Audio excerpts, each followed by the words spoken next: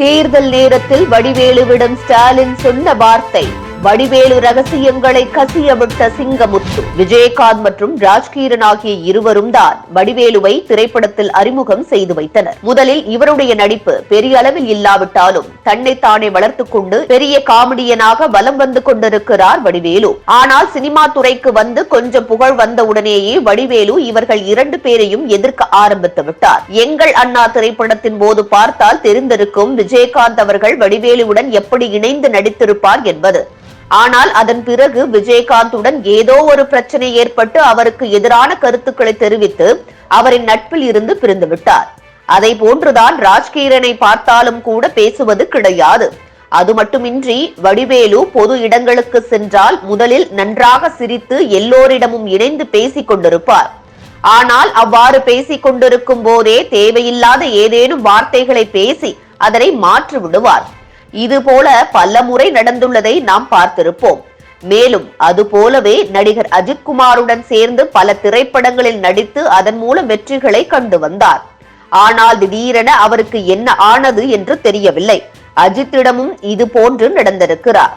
எனவே நடிகர் அஜித்குமாரின் இதற்கு மேல் இவருடன் சேர்ந்து இனி எந்த திரைப்படத்திலும் நடிக்க மாட்டேன் என்றும் கூறினார்.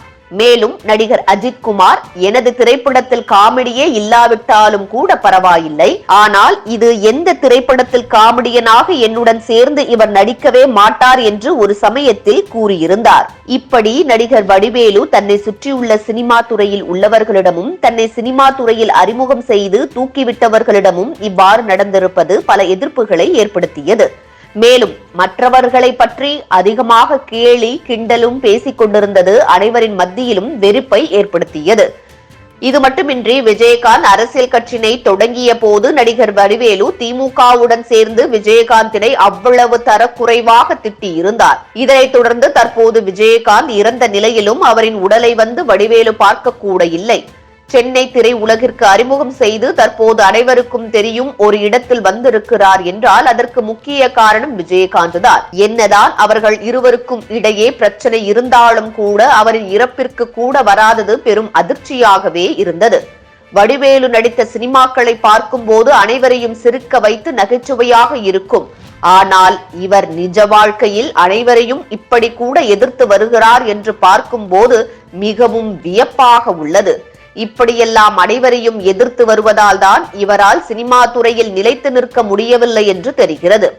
ஆனால் இன்றளவும் கூட இவரின் ஆதரவு திமுகவிற்குத்தான் இருந்து வருகிறது. இந்த நிலையில் நடிகர் சிங்கமுத்து நடிகர் வடிவேலுவை பற்றி கூறியிருக்கிறார். அது என்னவென்றால், அரசியலில் முதலில் ஜெயித்துக் கொண்டிருந்த கட்சி இவர் காலடி எடுத்து வைத்தவுடன் பெருத்த தோல்விகளை சந்தித்தது. இதனால் அரசியல் எனக்கு ராசி இல்லை என்று அவரே கூறிக்கொள்வார்.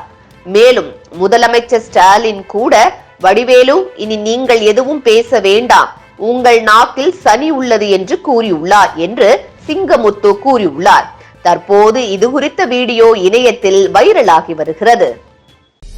வளர்ச்சியும் வாய்ப்புகளும் தொடர தமிழும் தமிழகமும் தலை நிமிர மோடியின் கேரண்டி இருக்கு. இனி பயம் எதற்கு?